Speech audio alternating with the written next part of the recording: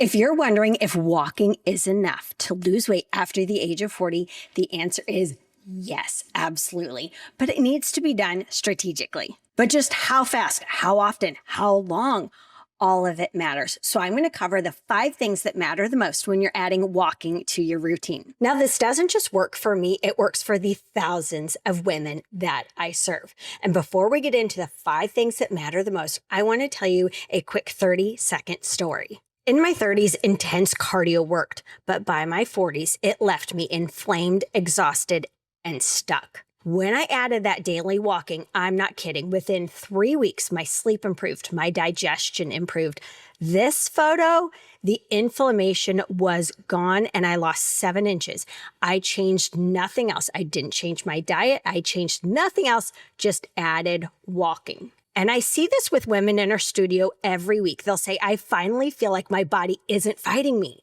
And that's when I realized walking wasn't easy cardio. It was a game changer. And because I experienced this firsthand, I had to find out why.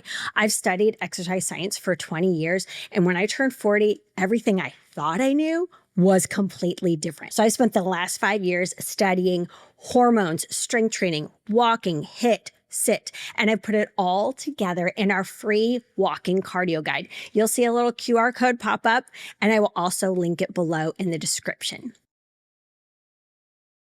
So let's start with number 1. How much walking do I need? Is 10,000 steps a legitimate number? Well, let's look at the research. Research shows that health benefits begin around 4,000 steps per day.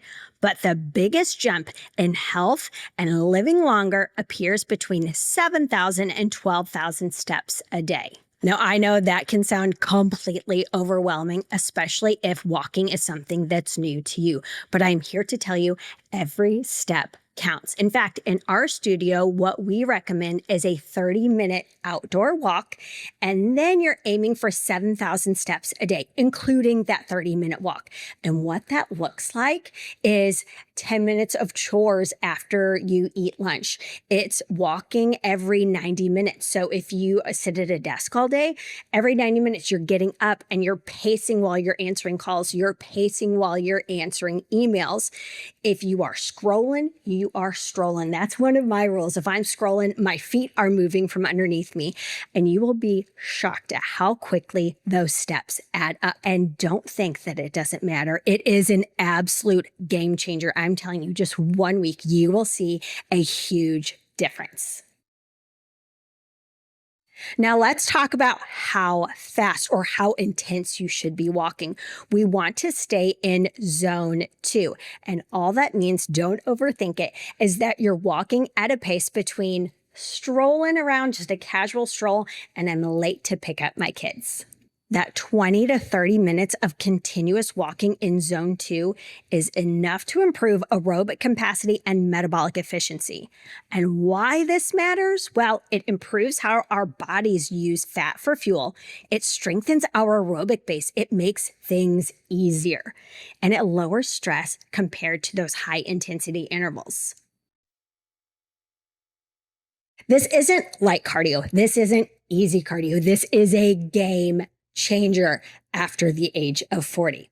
Now, number 3, just how often should we be walking? Well, it's not 3 times a week and it's not every other day. Daily. We need to be walking daily. So you might be thinking, well, Lindsay, that's a lot. I am simply out of time. How do I add more walking? So I would rather see a daily 20 to 30 minute walk as opposed to every third day getting in a 90-minute walk trying to hit 15,000 steps in one walk.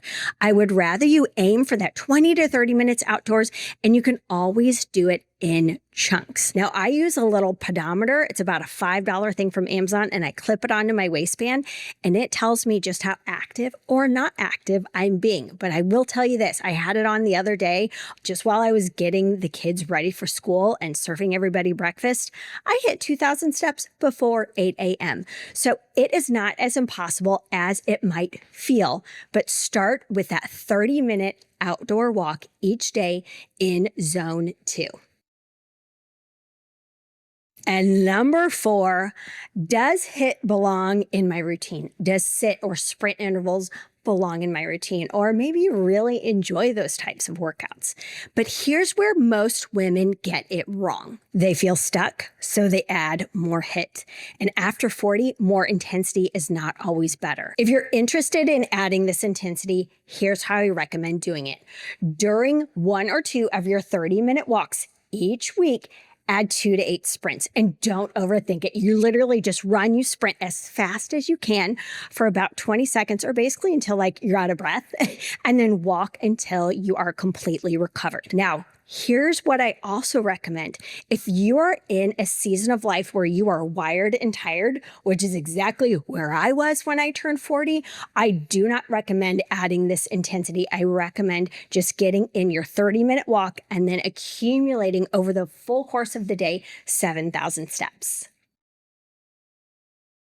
And number 5, do I need to switch any of this up to see real lasting change? And the honest answer is no. Keep your walking as it is. Yes, it initiates that fat loss, but to see real lasting change, here's the honest answer. You absolutely have to add strength training. It is an absolute must. While I absolutely love walking and I think it should be first and foremost in your exercise routine, long-term, it's simply not enough by itself.